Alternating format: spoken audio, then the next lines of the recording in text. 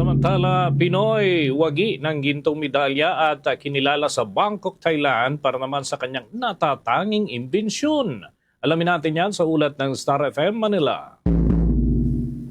Masaya at proud ang Pinoy inventor na si Jenver Estrada Kimbungan matapos magkamit ng gintong medalya sa 2026 International Intellectual Property Invention, Innovation and Technology Exposition na ginanap sa Bangkok, Thailand.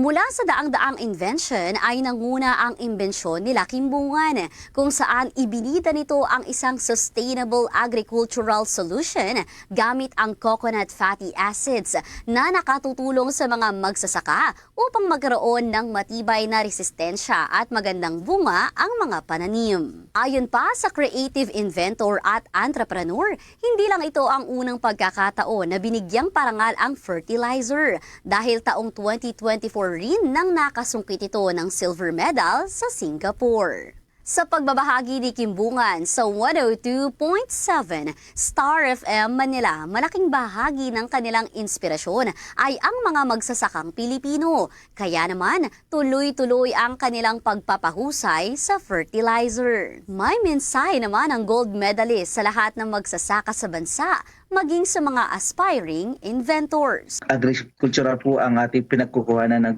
kinabubuhay. I-concentrate po natin muna dito sa Pilipinas. Mas maganda po na lahat po ng mga kasama nating magsasaka, sila po ang mauuna dito po sa achievement na ito. Sabay-sabay po kami na tataas. Yung idea po ninyo is huwag po ninyo itago. Marami pong trials na pagdaanan. Diyan ka po mismo matututo. Nagpapasalamat po ako sa mga pamilya, misis ko at mga team ko sa company at mga tao namin na sumuporta at yung tiwala para matuntun po natin itong award na ito.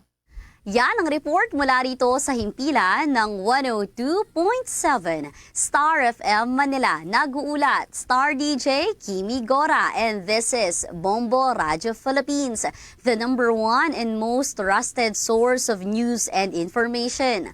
Basta Radyo, Bombo!